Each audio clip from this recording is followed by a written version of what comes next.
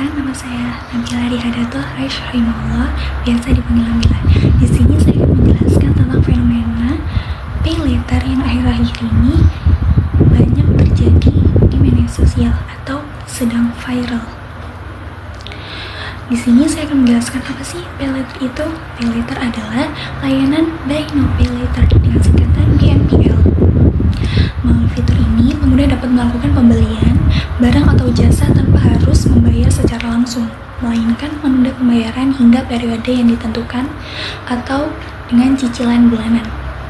Berbagai platform seperti marketplace dan aplikasi transportasi digital kini menyertakan fitur pay later sebagai opsi pembayaran. Fenomena ini sudah menjadi kebiasaan ekonomi di kalangan masyarakat dan juga menjadi budaya sosial di media sosial. Konten promosi pay later sering bermunculan di TikTok, Instagram, YouTube, dan lain-lainnya berupa potongan harga, cashback, flash sale. Banyak pengguna membuat narasi seperti gaji belum cair pakai pay later seperti itu.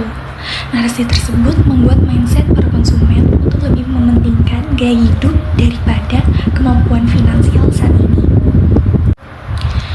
Di balik ketenarannya, pay later menjadi konsekuensi psikologis. Individu tidak lagi melihat proses konsumsi sebagai hasil kerja dan kemampuan finansial, namun sebagai bagian dari ekspresi sosial, reward diri, dan konsep diri. Fenomena ini dapat dianalisis dalam ilmu psikologi, khususnya kognitif, emosi, perilaku, serta dampaknya terhadap otak dan sistem saraf. Dan di video ini saya akan menjelaskan yang pertama, bagaimana sih pay later diketahui sebagai fenomena sosial psikologis di media sosial. Yang kedua, bagaimana dampak psikologis pay later terhadap pikiran, perasaan, dan perilaku individu. Yang ketiga, teori psikologis apa sih yang dapat menjelaskan fenomena pay later tersebut.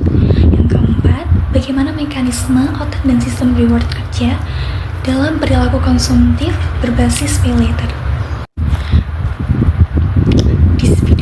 Menjelaskan bagaimana pay later diketahui sebagai fenomena sosial psikologis di media sosial. Yang kedua, bagaimana dampak psikologis pay later terhadap pikiran, perasaan, dan perilaku individu. Yang ketiga, teori psikologi apa sih yang dapat menjelaskan fenomena pay later. Yang keempat, bagaimana mekanisme otak dan sistem reward bekerja dalam perilaku konsumtif berbasis pay later. Secara umum, berfungsi sebagai kredit atau pinjaman jangka pendek. Pengguna pay later mendapatkan limit tertentu berdasarkan riwayat transaksi, profil resiko, serta algoritma prediktif. Tidak jarang, persetujuan dilakukan secara otomatis dalam hitungan detik, sehingga proses konsumsi berlangsung cepat. Di media sosial, tren ini dinormalisasikan sebagai gaya hidup modern, fleksibel, dan bebas. Namun, narasi tersebut cenderung menutupi resiko. Sebagian orang menganggap pay later sebagai uang tambahan, bukan utang. Perilaku ini menjadi lebih buruk karena yang pertama, penerapan sistem belanja. Checkout cepat karena tombol memicu impuls. Yang kedua, diskon sementara. Flash sale mendorong pembelian dan membuat para pembeli takut kehilangan diskon. Sebutannya fear of missing out. Yang ketiga, popularitas di media sosial membagikan gaya hidup pada media sosial, menciptakan validasi eksternal. Dalam konteks psikologi sosial, pay later bukan hanya sekedar alat transaksi, tetapi budaya konsumtif yang menghubungkan identitas, status sosial, dan reward emosional.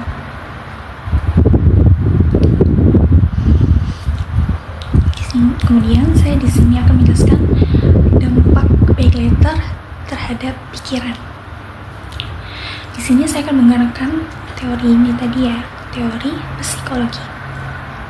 Di sini saya akan menggunakan dengan permasalahan yang ada di psikologi, yaitu disebut dengan distorsi kognitif. Pengguna pay later seringkali merasa percaya diri dan cenderung yakin, yaitu keyakinan bahwa kondisi finansial ke depan akan membaik. Individu percaya gaji bulan depan cukup untuk membayar cicilan pay later, padahal terdapat kemungkinan lain seperti kebutuhan darurat, penurunan pendapatan, atau pengeluaran tidak terduga. Distorsi lain adalah menganggap biaya kedepannya tidak setara dengan kepuasan saat ini. Secara kognitif, otak lebih memprioritaskan reward langsung daripada konsekuensi jangka panjang. Yang kedua disebut dengan cognitive dissonance. Ketika pengguna merasa bangga menggunakan pay later untuk membeli barang mewah, tetapi merasa bersalah saat akan membayar tagihan, terjadi konflik internal.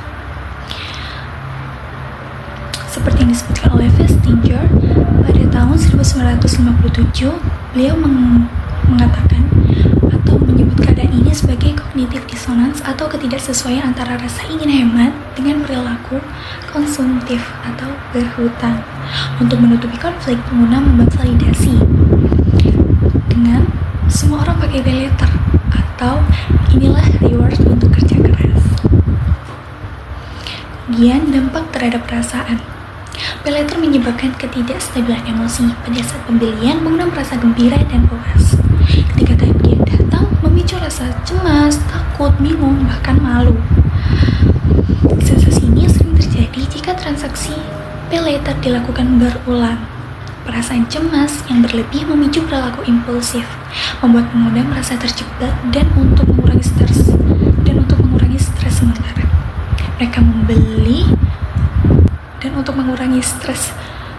Mereka membeli barang baru sebagai distraksi, padahal hal itu memperburuk kondisi finansial. Kemudian dampak terhadap perilaku. Munculnya impulsivitas konsumsi. Fitur pembayaran yang instan memperpendek jarak antara niat dan tindakan. Dalam psikologi behavioral, ini disebut fixed ratio reinforcement, atau setiap pembelian akan menghasilkan reward langsung, barang, cashback. Sistem ini menguatkan kebiasaan secara bertahap. Yang kedua, akan membuat perilaku menghindar. Ketika tagihan datang, beberapa pengguna memilih untuk menunda pembayaran, meminjam dari pintu lain, atau menutup saldo satu layanan dengan kota lain. Ini merupakan gejala avoidance coping atau menghindar sumber stres tanpa penyelesaian. Nah, di sini keterkaitannya dengan teori psikologi, atau saya akan menggunakan teori psikologi behaviorisme. Menurut Skinner, perilaku dapat dibentuk oleh validasi di pay later. Itu dengan action, melakukan pembelian, reward, produk langsung diterima, rasa senang, validasi sosial, kemudian repetisi atau pengguna makin sering membeli. Platform memanfaatkan operant conditioning dengan insentif digital seperti voucher khusus hari ini, point loyalty, status akun premium. Semakin sering melakukan transaksi, semakin sering reward diterima, sehingga menjadi kebiasaan. Kemudian adanya teori self-control. Self-control adalah kemampuan untuk mengendalikan keinginan. Kemampuan finansial yang logis biasanya terjadi saat energi kognitif penuh. Ketika stres, otak kehilangan kendali untuk tidak melakukan pay later. Fenomena ini disebut dengan ego depletion atau kelelahan mental, menurunkan kontrol perilaku impulsif. Kemudian, hubungan pay later dengan proses neurologis otak.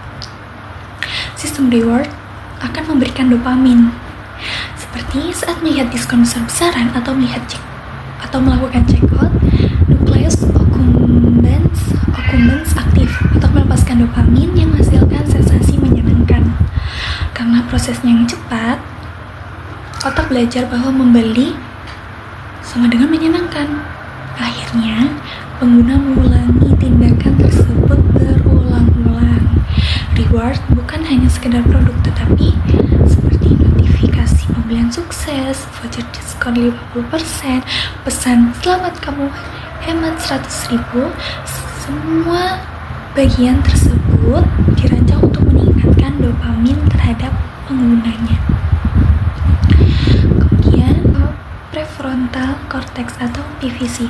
PVC mengontrol nilai seberapa berisiko, logika, dan rencana jangka panjang. Saat pengaruh emosi kuat, bagian otak ini menurun aktivitasnya. Pengguna pay later sering terjadi ketika otak bagian PVC belum berfungsi secara optimal, seperti lelah atau terburu-buru. Akibatnya, mengabaikan risiko, impuls yang meningkat. Itu. Kemudian, amigdala dan kortisol. Ketika tagihan pay later menumpuk, amigdala menjadi aktif. Hormon stres seperti kortisol meningkat. Jika stres terjadi secara berulang akan menyebabkan gangguan pada tidur, kelelahan mental, pola hidup yang berantakan, dan ketidakstabilan emosi kronis. Dampak jangka panjang. Yang pertama, akan berdampak debt spiral. Utang yang ditutupi dengan utang baru atau sebutannya gali lubang tutup lubang. Dalam hal tersebut menyebabkan tagihan pay later semakin banyak. Yang kedua, berdampak self-esteem atau harga diri menurun. Identitas diri menjadi turun atau bergeser karena hal tersebut menyebabkan munculnya rasa gagal, tidak mampu mengatur hidup. Yang ketiga, financial anxiety. Saat pengguna pay later menjadi cemas berat karena keuangan dan setiap kali membuka aplikasi. Yang keempat, loss of future orientation. Tidak lagi memikirkan masa depan, hanya menghindari stres saat ini. Kemudian, kesimpulan dari penjelasan saya ini adalah pay later bukan hanya sekedar fitur pembayaran yang mudah, melainkan fenomena psikologis kompleks. Sistem reward cepat, validasi sosial, dan distorsi kognitif mendorong masyarakat mengabaikan risiko. Secara neurologis, aktivitas nukleus accumbens lebih dominan dibanding prefrontal cortex, mendorong perilaku impulsif. Untuk mencegah dampak buruk, individu harus meningkatkan literasi finansial, kemampuan regulasi emosi, serta kesadaran diri. Sekian penjelasan dari saya. Mohon maaf apabila ada salah kata atau ada kurang. Wassalamualaikum warahmatullahi wabarakatuh. Thanks for watching.